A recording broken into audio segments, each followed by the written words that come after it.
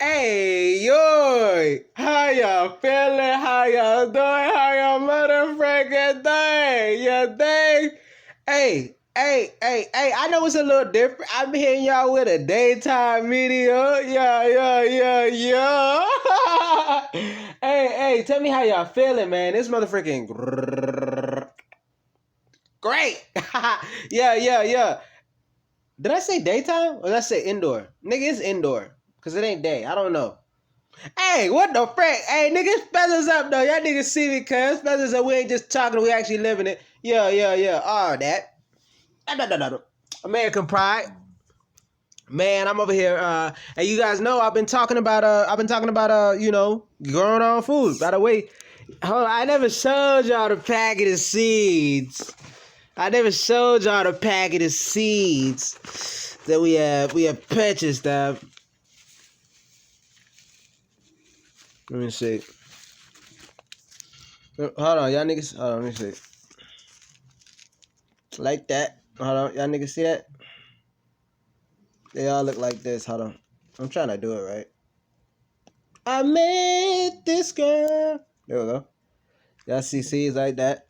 We got tomatoes. Winter squash. Pepper. Onion. Tomatillo. Amaranth. Basil. Try to get it alkaline electric base.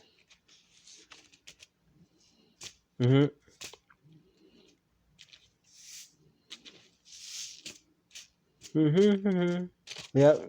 Just counting them, whatever, got different amounts of them. Most of them came in 20. Oh, I'm sorry. Yeah, 25. I got 100 basil seeds. Let's see. 250 amaranth, 250 amaranth, 25 tomatillo, onion, 300 onion seeds. I know, right? Allium, festulum, evergreen onions for those wondering. Yeah. Big Jamaican red hot pepper. These are the same ones. I'm just it's other labels underneath, and there's 10 seeds for that. So those expect those to be maybe supposed to be big, Wash, the winter squash, America, and the Great Escape, or tomato. Yep, those are the seeds. I've had those actually for like a week now. Yeah, probably a little more. But the thing is, I guess I was going about as far as we're growing and whatnot. I wanted to know some stuff, and I was still doing some research. And I guess it's just I wanted to see something. But as far as with that, I'm doing some research because we do research most definitely on this channel. There's a flash over here. I'm reading this book from the Garden Wisdom. And no hard part of it, if y'all see, is a mess. Like I said, I've been doing research, been trying to get work done. You guys know I've been working. Garden Wisdom and know how everything you need to know to plant, grow, and harvest. You dig? There we go. Now I'm gonna be reading just some points that I was paying attention to as far as the containers, because you're gonna be growing indoors. We're gonna be growing indoors, and one of the things I looked at is as far as what types of containers, and I just wanted to read off the types of container section that y'all see how this thing goes. I've grown seedlings in all of the following kinds of containers for different reasons and with varied results. Each has its place. Some are more useful than others and certainly are preferable, all else being equal, to make use of some of many throwaways that clutter up on our daily lives. But there are times where a specially prepared device will be more effective than anything else. It's silly to make do unless we must. When, with a little effort and some scrap wood, you could ring up a really fine seedling care system. At any rate, here's my list of container candidates, briefly evaluated for effectiveness, cost, and useful life. Eggshells and or egg cartons. They are inexpensive and not really much good in the trials I've run on them. Neither the shells nor the egg cartons section can hold much soil and they dry out fast. I think it's a mistake too to start a child gardener with one of these cute but impractical gimmicks. The learning child deserves good equipment that will help him or her be successful. Something about planting a seed in an eggshell seems to be captured the imagination of armchair gardeners, and every spring you'll see articles in magazines suggesting the method. Go ahead and try it. Try it if it appeals to you. Just don't expect great results. Okay. Yeah, no eggs over here, no animal products. So, but you guys know we're reading from the text. Milk cartons. Yes, they're free. Good for one growing season, and they'll fit together well under lights. You can either have half a gallon milk carton the long way or cut one side out of a quart. If you don't buy milk, no doubt your friends, relatives, or neighborhoods will save cartons for you. Even the little pint and half pint cartons may be used for larger individual transplants. Aluminum disposable pans. The loaf pan makes fine seedling trays. They last for several years, although quite well can be had free if you know people who will save them for you. The shiny sides of the loaf pan reflect light back onto seedling. One of the generations of eggplant seedlings we raised in an aluminum loaf pan on a kitchen windowsill. Pie plants are most of land resort for plants, for they are too shallow and hold enough soil for proper moisture retention and root development. They're fine for sprouting seeds, though, if transplanted promptly. Pea pods. A tray of seedling all tucked into pea pots looks neat and satisfying, but despite the assumption the plant roots will readily penetrate the walls of the pot and find surrounding soil. I have not found that this be true in all cases. More than once, I've uprooted a plant and found its roots pretty well confined into the pea pot. Also, unless grouped closely together, pea pots dry out fast. Pea pellets. These compressed soil pots and netting seem to offer less resistance to plants' roots than the pea pots. If you remove the net when you plant the seedlings, however, even though the net has air spaces, it often appears to inhibit plant roots. The soil mixture of peat pellets sometimes contains a chemical fertilizer. Peat pellets are easy to use and neat, but they are expensive and can be reused. Now this next one, y'all. This is something I know everybody got. This is something I know we got. So this is where we at. Most definitely had to highlight. And you guys know, because we've been talking about our jugs or whatnot as far as we're gonna use. Let's see if y'all can take a guess. If y'all can guess what it is, y'all drop it down in the comments right now. Drop it right down in the comments right now. Go ahead. I'm gonna give y'all time. All right, bet. Plastic gallon jugs. Cut down plastic gallon jugs have worked fairly well for me, but I prefer long, narrow, cut down milk cartons, which seems to accommodate more seedlings and waste less space under lights. Plastic jugs are free, lightweight, last 2 to 3 years, and may be further recycled, but by saving the cut-off top to put over seedling plants in the garden for frost protection.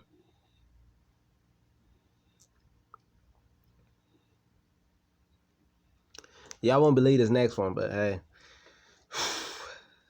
Shoes.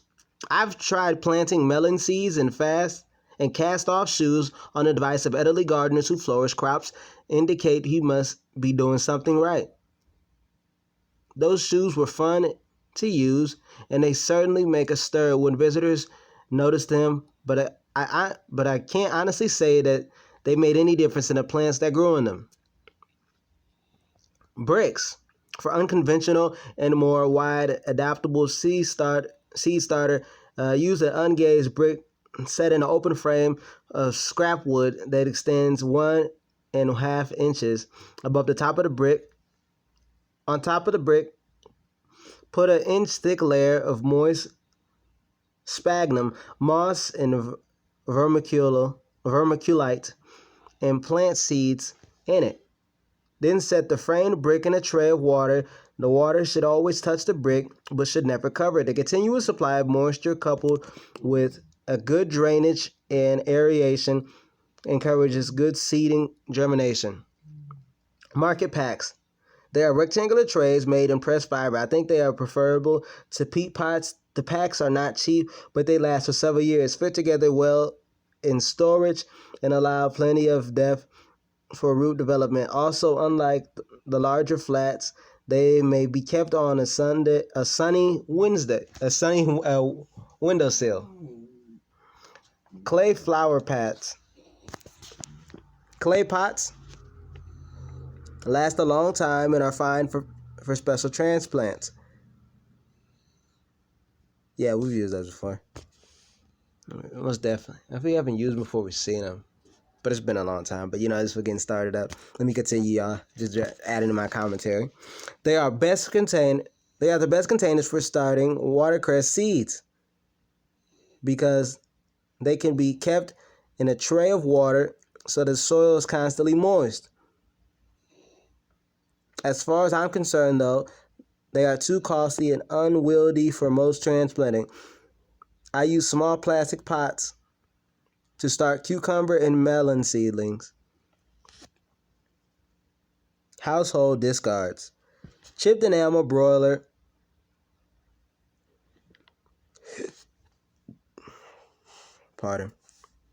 Chipped enamel broiler pans, rusty cake tins, and lopsided dish pans make good containers for groups of transplants. Old refrigerator crispers jars work well too, and especially for lettuce and other leafy crops grown under lights in winter because they hold plenty of soil. Here's another one that a lot of y'all probably got. Cottage cheese cartons. These cost nothing and outlast at least one use. I use them primarily for giveaway seedlings because in my setup, round shape of the containers waste space under the lights. They do fit on most windowsills, though, which can be boon to the gardener without lights incidentally. And if you do set them at your window, you probably need to provide some protection. A tray of foil liners to prevent spills and splashes from spotting your windowsills. Flats, my favorite. When you raise your own seedlings, there's no such thing as too many flats. A flat is nothing more than a 4-sided frame made of wood about 3 inches wide with slats nailed across one open side. The slats should be spaced 1/8 to 1/4 inch apart to allow for drainage. Most flats are rectangular because that is the most efficient shape. 6 12 by 16 inch flats will fit on each shelf of 26 by 48 inch. Double bank fluorescent light cart. I wouldn't recommend making flats any larger than about 14 by 18 inches but they'll need extra bracing to hold weight of all that soil. And then they'll be ungainly to handle. Flats are basic. Make as many as you can, find time and materials for it. You won't regret it. That's actually it's great. Cause it's kinda like I feel like scrap wood it's kinda easy to find. Quote unquote easy because I've seen it myself, but I don't know. I just think that it's real simple that people can make it, and just the fact of all the stuff that we can grow stuff out of, kind of like this too. I feel like we can grow some out of this. This little plastic cup right here. We got to get back to growing our own food. We can't make any more excuses for this stuff. But yeah, we got a couple of more we still gotta get into. Here's another one.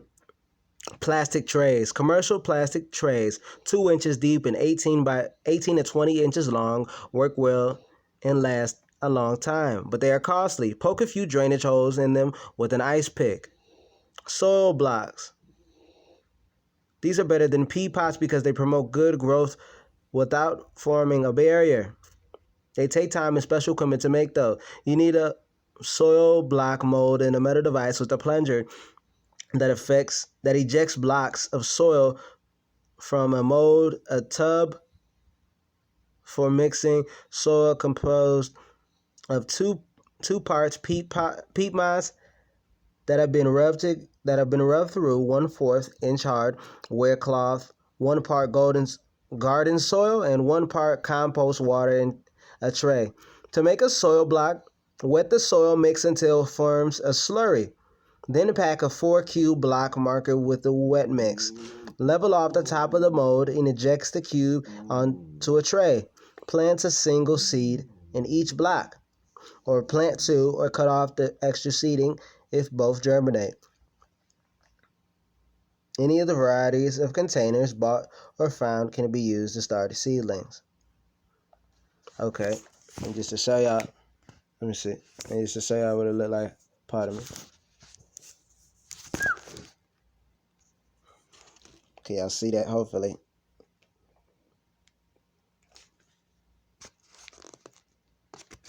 Just like the cups and stuff, ice trays and whatnot. It just shows you a lot of simple, basic household items you could use in order to start seedlings.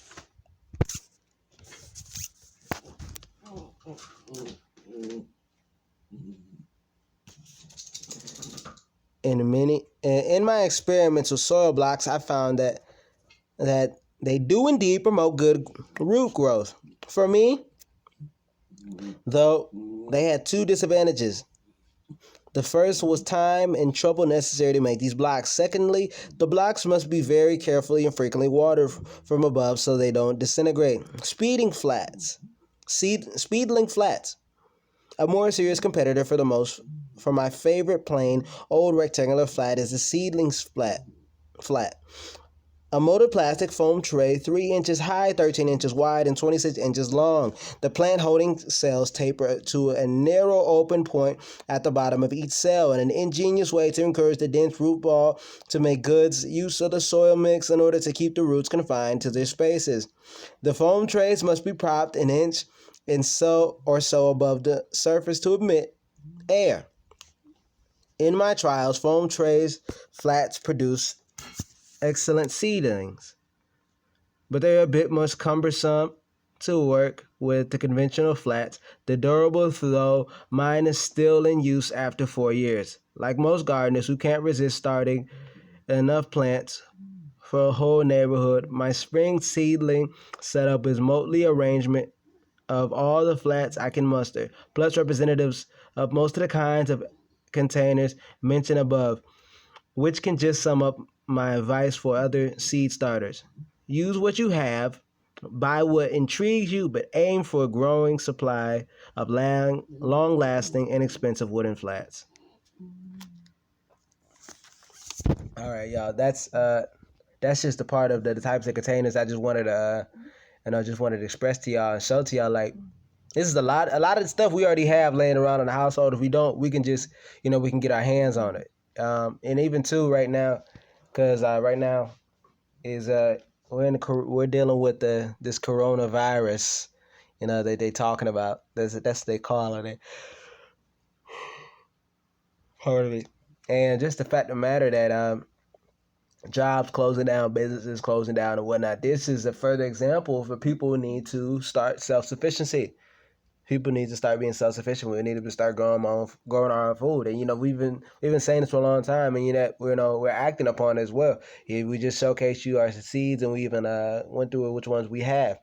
Still want to keep it alkaline and electric based. We wanted to follow the oil-based consumption, quote unquote, diet of the American brother, Dr. Saban. We say American because his mother's mother was born in Honduras, and if you don't want to know what continent is Honduras in? If you guessed American, you are correct. So, but yeah, this is something too we want to work on. We want to work on and want to get things done as far as with that. But yeah, well, let us know if you guys want more updates or whatnot on this type of stuff. You know, as far as regarding if you want to see us actually show footage of us gardening and whatnot, and let us drop some information most definitely in the comments. You know, and hit the like button too. Hit the like button too if you like the information that was given. You know, and hit the share button as well. Subscribe. Let's get our subscribers up. Hit the bell notification, okay?